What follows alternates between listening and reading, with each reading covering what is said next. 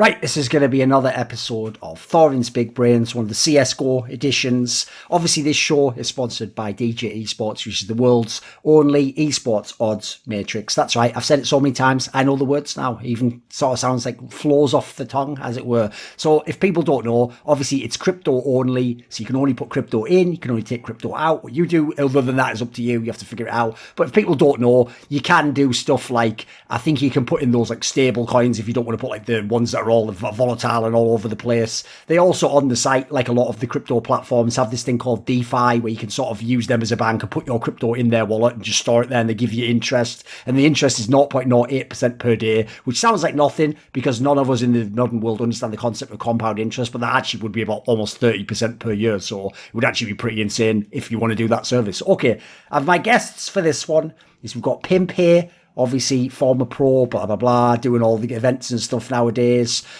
Actually, what's mad is nowadays is if you think of the people left in the analyst scene, because everyone forgets Sponge is technically a caster now. Like, he's not really supposed to be an analyst. And Yanko technically came back from being a coach, so I feel like he hasn't fully sort of like got his, his prime back, etc. And Kassad's a newbie at doing it. So you're actually one of the most veteran analysts we've got now, Pim. Which it was only a few years ago. You were just starting out, wasn't it? It's crazy. I'm 25. I don't feel like I'm a veteran, but you're right. I started out like 4 years ago, maybe my first event at DreamHack. Yeah. And we've also got Dust 2, not the brilliant map that everyone loves. Yeah, whatever, Dust. People, there's the thing, because that's such an obvious whack angle to go with. Usually people can't do the joke well, I can sort of weave it in there. Obviously not doing events just because, listen, that's just unfortunately what happens. This is the pinnacle of my CS gig right here, is this show. Okay. So all right, where I'm at. Bring your A game then. Okay, let's make it good.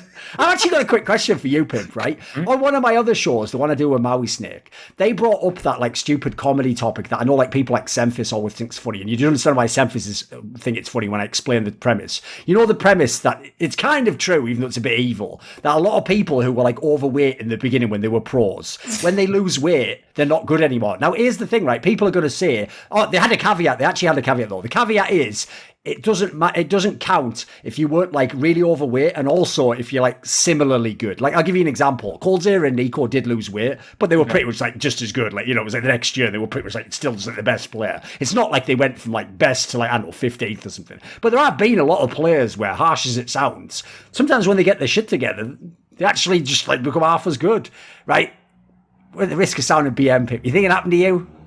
Yeah, a little bit, to be completely honest. I think it decreases over time, right? To be completely honest with you, I think when you get a life outside of Counter-Strike, that's when it starts to get dangerous. When I was fat, when I was playing Counter-Strike 10 hours a day, 12 hours a day. The only thing that mattered to me was wake up, eat, go to school if I had to, and then play Counter-Strike. So as soon as I started to lose weight, I got outside of gaming interests as well. I wanted to be with my friends. I wanted to play football. I wanted to go to parties. And while I still, I think to this day, I was still a decent pro, and I still kept my pro career, at a somewhat serious level. I know I played less Counter-Strike than I used to before. So I think over time, your level will decrease unless you find a way to balance that lifestyle. And there's like, people don't want to say it, but there's definitely something to the fact that if you go from being a fat fuck who don't have a life to a mediocre guy who then gets a life outside of gaming, you will most likely decrease in level over time. Maybe not the first year, but look at the player from year 1 to year 3. There'll be a significant decrease because the player stopped playing as much Counter-Strike he used to.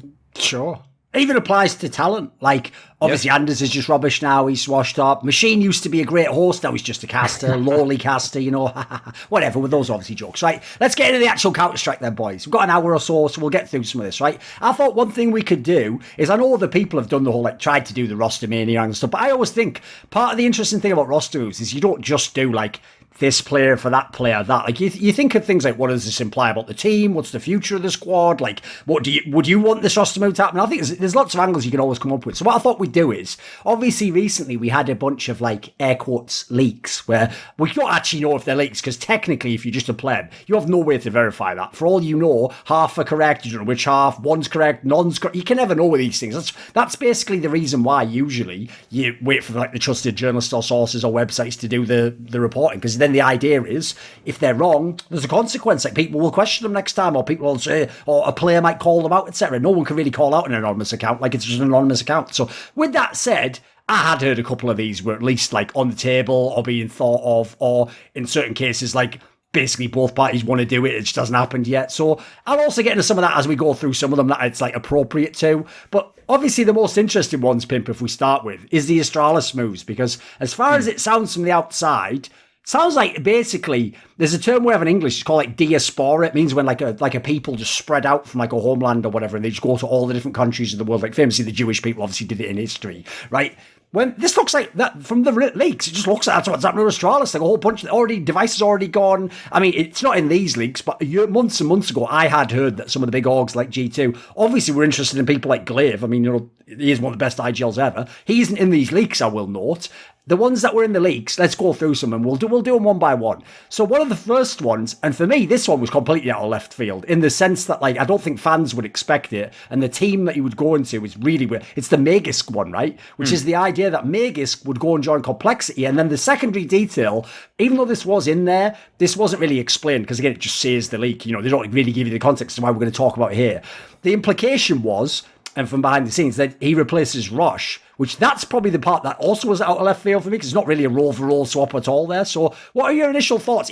Obviously, this is hypothetical. We are not confirming the leaks in any way. We're just saying if it did happen, this is what we think. So what would you think of a move like that if Magisk left Astralis and he went specifically to call, and then if you want to do extra as well, if you want to add specifically for Rush, pick which one of those you like first. Yeah, I think depends on the angle, right? Because I think specifically for Complexity, I do think it makes sense. I do think getting a talent like Magic's into your lineup, it doesn't really matter whether or not you're changing him role by role with Rush. If you can get a talent like Magic, if you can attract him to a lineup, you need to, and you need to get him in. Also, I do think Counter-Strike these days, especially lately, with the way that you play, you don't need as much as a supportive element like Rush has been known to be for Complexity. So you can work around it. You can have Blame F maybe do more of that role. You can have another player, take on more of that kind of role. I think Magic's even in Astralis is having a more supportive element role sometimes within the way he plays. So I think had you told me this 2 years ago, it wouldn't make any sense to me. I think with the current circumstances and the current meta in Counter-Strike, you can make it work. And I think the thing that puzzles me and where I will agree with you partly is that I feel Magix is a better player. I don't think Complexity is a team that I consider to be a team that can fight to be within the top 5 or within the top 6, even with Magix on the lineup. So I'm thinking from his point of view, why would you want to go from Astralis to Complexity? Given I know you believe in yourself, given I know that you think you're a good player still, it's just I don't think that's as a step up or even an interesting project for him. So if I'm Complexity, I'm all happy. If I'm Blame It, if I'm Config, I'm all happy. But if I'm Magix, are you really happy with that? Is it is it the salary? Is it the contract? What's attractive in it for you? That's what I'm thinking. What do you think, Dust?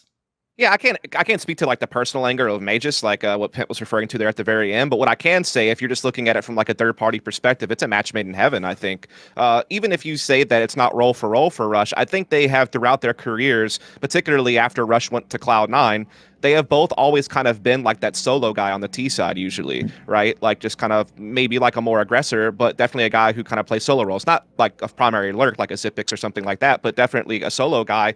But they both can contribute in opening duels, right? Magisk's opening duel attempts is actually kind of high. It's only just a couple of percentage points below Dupree.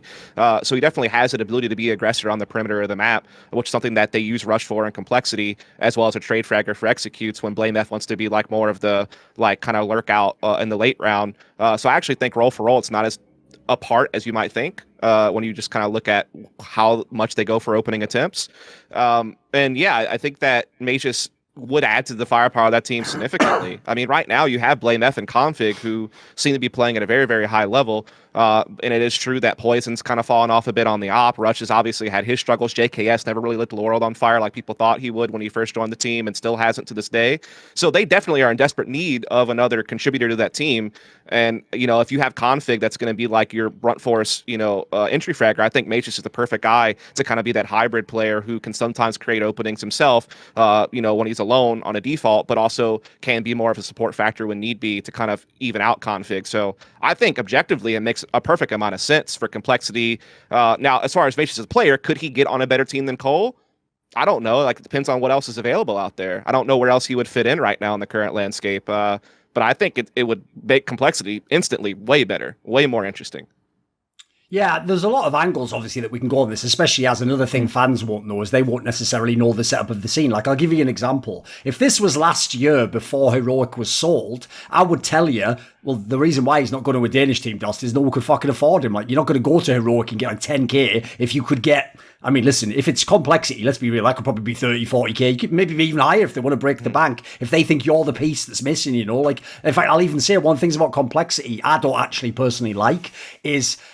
Even though I love the fact Jason Lake is like so involved and he will directly like use his like actual persona to sign people and sort of be like a sports owner in that sense, like he did fly to these people and build the case for them, and it gives you the sense of like, oh, this guy isn't just going to bring me in and out. Yeah, but the problem is though, if you actually want to be in the best team in the world, you kind of do want the guy to run it like Football Manager. You do want him to be like, listen, I like you, but I'm sorry, this is a very harsh cut, but it has to happen because, I mean, people don't realise we were talking about Na'Vi this way when Na'Vi was number 2 in the world because the premise was they had the pieces to be number 1, so you have to kind of be a bit ruthless, and so that's one thing I'm a bit concerned about. I could totally believe on this complexity side, listen, this is a very good potential move for them. I don't know how many big name players they can attract at this point in time, just because of the level of the team, basically, you know, not necessarily, like they've got some good players, but, and also I do think, if I look at the team, I heard rumours months ago they were trying to get Blame F and Config to come to Astralis to go the other way. Well, I'll tell you what, this basically seals the deal that like obviously those players are staying, and by the way, that's probably even a great way for you just like to get them to stay. So right, I'll tell you what, I'll go get you like literally a major winner from your country, probably a player you've wanted to play with. Config obviously has played with in the past, and it was straight fire when they did. That's even an angle people are probably going to miss. I'm so glad that's happening again, that those two players are playing again, because I remember when they came up in Dig, I was like, mate, this is going to be criminal if they don't become like the next Device and Dupree. Like, you've got two amazing players, no role overlap, just like Device and Dupree. And you could literally, like, those are the kinds of players I used to tell. Same with Twists and Liege. I always told those players privately, like, mate, when you find a player like that, you just stick with them as long as they're good. Like, unless they really go to shit, like, there's not many players you're going to get that are going to be as good as a teammate. So if you want to be a champion, like, you find a way to get into teams together or to stay in the team together, or don't, like, sort of be traitors and cut each other and blah, blah, blah. Sadly, the way the North project went, like, they didn't really do it. They just everyone got cut one by one, didn't they? It was kind of just a bizarre way to break up. So it's kind of cool that all these years later they reunite, you know, by a very circuitous route. The problem I have is when I actually analyse the move. Like, I totally agree with both of you. Listen, Magisk is actually quite a cerebral player in the modern day. He already was like an individually smart player, but I have to say, he impressed me with this IGL period. Like, look how many fucking tournaments he won. This was actually legit. And that the story a lot of people forget is that the last Pro League they won, that one at the end of that year where they got Glaive back, but who was it? Zipnix hadn't come back yet, or maybe he came back at the very end or something. That one, people forget this. Glaive even said himself, oh, I didn't start calling on that one either. Like, I let Magisk still do it, and then afterwards is when I took over again. Well, they did still win that tournament. Like, that's legit as fuck. So I have to say, like, I'm sure he has got a different vision on the game from the guy I remember as just like, you know, like a Monster Lurk player or whatever, like, used to be back in the day as a youngster. But the only issue I have is this.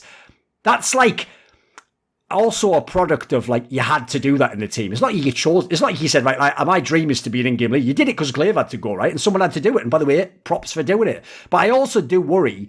I want to know, am I ever going to see Magisk a superstar again? Because that's why the role for role thing worries me. Because I have to say, if we were going role for role, the obvious move is, this is the end of JKS's career. See you, mate. You can go back to fucking Australia. I'll be bringing in a way better version of you, prime, if I could get him, prime Magisk from like 2 or 3 years ago. That would be where Cole could like instantly be a contender or something like me. If they had him, Config and Blame, and they're all in roles that make sense, they're sort of prime peak, you'd have a lot of firepower there. I don't feel at the moment, though, that's what Magisk has been, because I mean, he's been kind of the guy who dropped off a lot, it felt like. Yeah, and that's what I feel with this move, right? Because I agree with you, but I think when you look at it, the only loser, the only potential loser in this move would be Magisk himself. Because I agree, like, from complexity point of view, it's good. I think the fact that he can come in and potentially help Blame F with being the in-game leader as well, and I think people underrate severely when you can go from a team like Astralis, even if you're not the in-game leader. Let's say Zipnix is going somewhere else, and we'll probably discuss that later. But just being a player on a team that works so well and has so, you know, so much insight on how to play Counter-Strike in the current meta, in the old meta,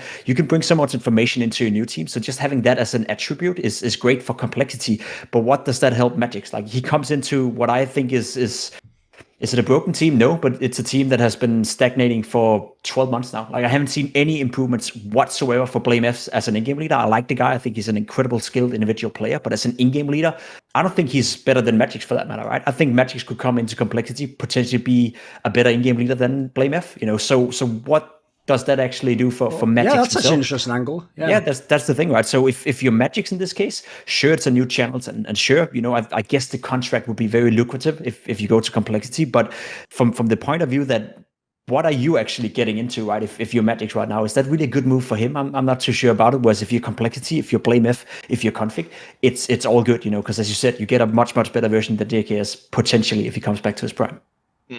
Yeah, that's also the other thing I have to say, though, is like, if you obviously the other move Cole just did is they did just fire their coach. So like that in itself almost makes me wonder if they actually understand what you're saying there, Pim. Because I agree. The problem with BlameF is this. Obviously, the stats are unbelievable. Like, individually, he's ridiculous in the game leader. The problem is, if you're going to be a great in-game leader, let me see the T-sides, let me see the games you win, let me see the placings. You know, unfortunately, this is what we judge the in-game leaders by. And in that area, he's just all right. You know, it wasn't terrible. So I will say one area that a lot of in-game leaders underestimate, or rather when they think they're good, they just want to do it all themselves. You can ask my boy Carrigan about this, is they tend to be like, look, don't give me a coach who's going to have like mad input or try and run the system. You know, like, let me do it mainly and then give me a guy who's kind of like, he works with me. You know, I tell him to watch his demos or he gives me his input. I got the feeling that was more like what their relationship was like, you know. So I wonder actually what they're going to do on the coach angle. Like, if they're going to get some big name in that sense, maybe there's someone who comes over in that regard. Obviously, by the way, we'll go to it in a minute. Zonic's potentially on the table. If Zonic wants to cash out, if he wants to get a nice payday, that's potentially available. Remember,